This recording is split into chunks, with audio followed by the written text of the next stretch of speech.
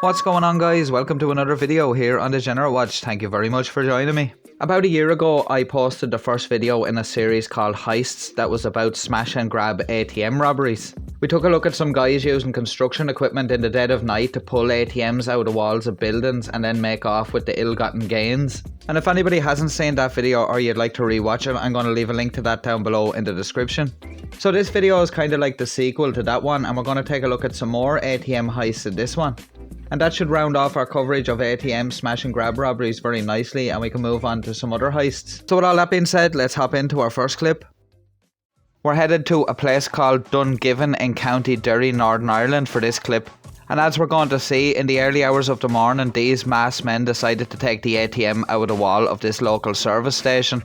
This robbery happened on the 7th of April 2019, and around that time here in Ireland there was an awful lot of these ATM heists smash and grab in the middle of the night with construction equipment, and you'll see more about that if you look at our previous video about these ATM heists. But as you can see, and as we've said before, it's not only the loss of the ATM and the cash in it, it's also the damage to the store. And if these robberies happen in a more rural area, that could be the only cash machine close by for most people, so it can be a real inconvenience and can have a knock-on effect on the local community. And also the shop may be closed for a number of days after the incident. And then there's also the matter of the stolen equipment that they're using to commit the robbery. But as you can see, it's a well thought out and well executed plan. They have no problem in removing the ATM, and then they have a pre-cut hole in the van's roof that they can just drop the ATM right into it and make their getaway. It's all over in just a matter of minutes, and even though there's a lot of noise, any response would be a couple of minutes in getting there, and these guys would be already on their way. At the time of this particular theft, as I said, there was a lot of these thefts going on, and the PSNI, which is the Police Service of Northern Ireland, were accused of a slow response to these out-of-control ATM theft gangs. I couldn't find any details about this particular theft to see was anybody actually brought to justice for it, so I'm led to believe that they weren't. But it's not all doom and gloom, because the police have had some successes in bringing some of these gangs to justice. And sometimes it just takes the police to be in the right place at the right time. So let's take a look at a couple of foiled attempts. For this video, we're going to a village called Liphook in Hampshire in the United Kingdom. And we're going to see a raid here on the local co-op store. This raid took place on the 7th of May at around 2:25 AM. The JCB telehandler that you see here was stolen from a building site in Liphook at around 3 PM on May the 6th, which was the day before. Also at the scene were a stolen transit van and a stolen BMW M5. And as you'll see, like the van in our first clip, this van also had a hole cut into its roof so they could put the ATM into it and make their getaway. Luckily they had this other angle of the incident from across the road, as the camera that was on that ATM seems to be one of those that takes a picture every couple of seconds rather than continuous footage. And as usual with equipment like this, they don't seem to have any problem in ripping the ATM out of the storefront. Crimes like these can have a significant impact on small villages like Liphook. And not just from an economic point of view, also it puts fear into the community with crimes like this going on in small rural villages. A lot of small villages mightn't actually have their own dedicated police station and may be relying on officers to come from another town nearby. That can be the case in some small villages and towns here in Ireland. So it's reasonable to expect that people living in these rural areas, when things like this happen, will feel more vulnerable. And as is the case with a lot of these ATM heists, in a matter of minutes they have the ATM out and they're loading it up to take it away. And remember that all this stolen equipment that they're using for this heist is either somebody's livelihood or their personal car, which they may need for their family or for work. This type of crime really is very costly and disruptive. And my fear is that with the cost of living rising and people having to tighten their belts, that this sort of crime will become more prevalent. So these guys abandon the JCB in the middle of the road and make off in the transit and the BMW. They followed a pursuit involving Hampshire Constabulary, Surrey Police and the National Police Air Service. At one point the getaway car came nose to nose with a Hampshire police vehicle on a single track country lane in Waterlooville. The driver of the car continued forward, pushing the police vehicle backwards before making off at speed. But unlucky for the suspects, as the police helicopter was able to keep them under surveillance. They encountered a Surrey police vehicle on a woodland road in Surrey. It attempted to reverse but was halted when the police vehicle disabled the BMW by ramming it. 2 were arrested immediately, but the third offender made off. He was tracked by thermal cameras through woodland by the police helicopter, who guided a dog unit in to make the arrest. The cash machine and the transit van were recovered from a field in South Harting, West Sussex, where the suspects had been trying to break into it using disc cutters, crowbars and a sledgehammer. So now let's take a look at the officers in Surrey bringing the pursuit to an end. That's Impact 45, be approaching a T-junction. That's it. Take out the driver. Stop. Yeah, he's gone head-to-head with the vehicle, he's now reversing. Stand by. Take it up. Jacko Lane. Contact. Give me contact. Again. I think that was a good call on the making contact with the BMW for the second time there and putting them into that tree. Otherwise, I think the pursuit would have continued for another little bit. And if there's any lessons to be learned from this, it's number one, you don't want the dog unit on you, definitely not, it's gonna hurt. And secondly, you can't outrun a police helicopter with a thermal imaging camera. It's also a great example of police forces working together. There were 3 police forces in 3 different counties all worked together to get a result. Along with the help from the National Police Air Service helicopter, these suspects had no chance of getting away. And let's not forget the good, brave work of our 4-legged friends here in the dog unit either. A great result for everyone involved, and the judge even went on to commend the police, who were very clearly very efficient in getting to the scene and tracking down the offender so quickly that they were caught red-handed and rightly arrested, he said. The 3 arrested were Joseph Beach, who was 46 of Applegate Avenue in Guildford, and he was sentenced to 5 years for conspiracy to burgle. Daniel Hilton, 33 of the Mead Liphook, was sentenced to 4.5 years for conspiracy to burgle and 6 months consecutive for dangerous driving after admitting to being the driver of the getaway BMW. And James Sayers, 29 of Rushet Common, Bramley, Guildford, was sentenced to 5 years for conspiracy to burgle.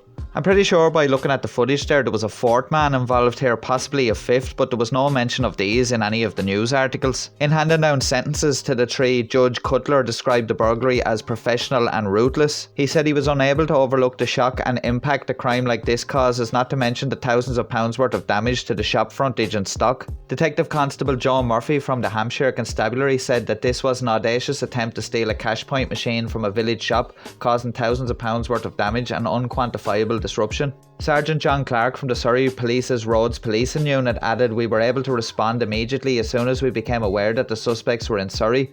Working with our neighbouring forces is key to ensuring that we bring these cross-border criminals to justice."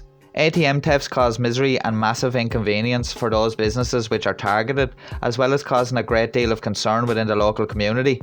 The sentence given to these 3 men today has ensured that they will not be able to inflict further misery for a considerable period of time.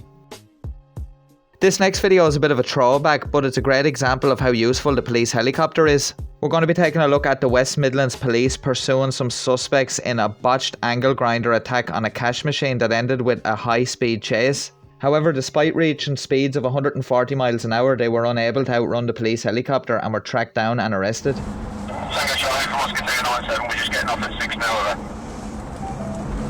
Okay, he's off at speed now, not sure if he's aware that we're behind him. Shall I line this up? He's going.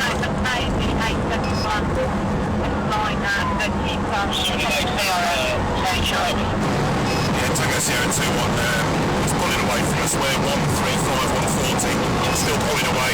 We'll need air ops to give commentary on.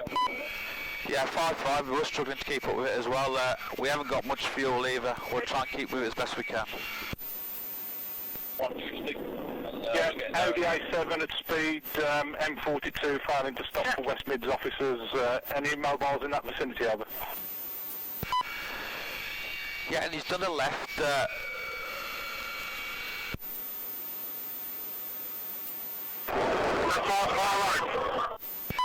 Yeah, anybody knows the Mercedes garage?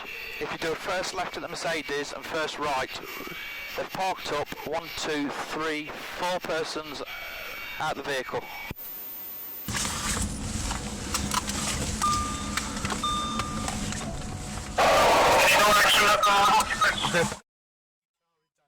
Yeah.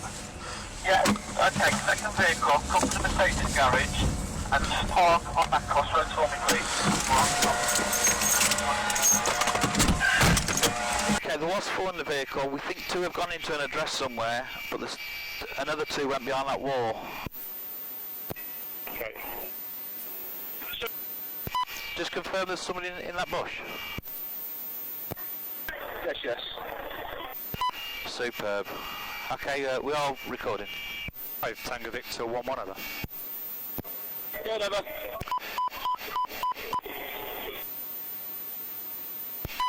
Yeah, are you in a position to come to ITA? We need to pass you a message over. Cracking job, en route for a cup of tea. Back to base. And I must say, a well-deserved cup of tea at that. Great work there for all involved in bringing those guys to justice. I'm sure for a little bit there they probably thought they had got away by getting into the house and just laying low in the area. But with police dogs and a police helicopter on their tails, they were never going anywhere. The four arrested were Dean Beach, Mark Kirk, Pedro Taylor and Jason Hadley. They had hacked into the ATM at a Waitrose supermarket in Nelworth with a circular saw, crowbars and a Jaws of Life hydraulic cutter, the type used by fire crews to rescue crash victims from vehicles. So hopefully that piece of equipment wasn't stolen from a fire engine somewhere. They spent about 8 minutes trying to access the cash vault on the machine, causing damage estimated at around £20,000, before then speeding off frustrated in a stolen Audi RS7. And as we seen in the footage there, West Midlands police officers picked up the gang northbound on the M42. The driver of the getaway vehicle was 37-year-old Beach, who reached racetrack-like speeds in a bid to shake off the unmarked cars given chase. But luckily the police helicopter was available and they did have enough fuel in the end to hang around long enough to make sure these guys were arrested. Kirk, Taylor and Hadley were found hiding in an apartment, and Beach, of no fixed abode, was arrested from dense bushes near the flats by a police dog handler after thermal imaging cameras on board the helicopter scuppered his hopes of lying low in the cover of darkness. Cutting equipment was found in the Audi's boot alongside its original number plate, while a police search of the flat uncovered an address list of shops with cash points. So it seemed like these guys were getting ready to go on a spree of robbing cash points. When detectives seized clothing from the men, they found the sole of Beach's ZX750 Adidas trainers plus footwear worn by Taylor and Kirk matched imprints left in the angle grinder dust next to the shattered ATM. All went on to admit conspiracy to steal an aggravated vehicle taken at Birmingham Crown Court. Beach was jailed for 12 years and Kirk from Cadbury Drive in Castle Vale for 11 years and 6 months. They were handed 2-year and 18-month prison sentences respectively for the cash point attack, plus another 10 years each for plotting to rob a Birmingham jeweller on the morning of the 1st of August 2013. On that occasion, officers from the West Midlands Police's Serious Crime Organised Crime Unit lay in wait for the pair at the jewellery quarter after an intelligence-led sting exposed their plan. Kirk and Beach were wearing balaclavas and gloves in preparation for the robbery when police pounced. And Taylor and Hadley, of no fixed address, were both given 3-year prison sentences for their part in the ATM theft at Kenilworth. So even though that happened a couple of years ago, it was still a great result for West Midlands Police, and some of those guys would actually still be in jail now.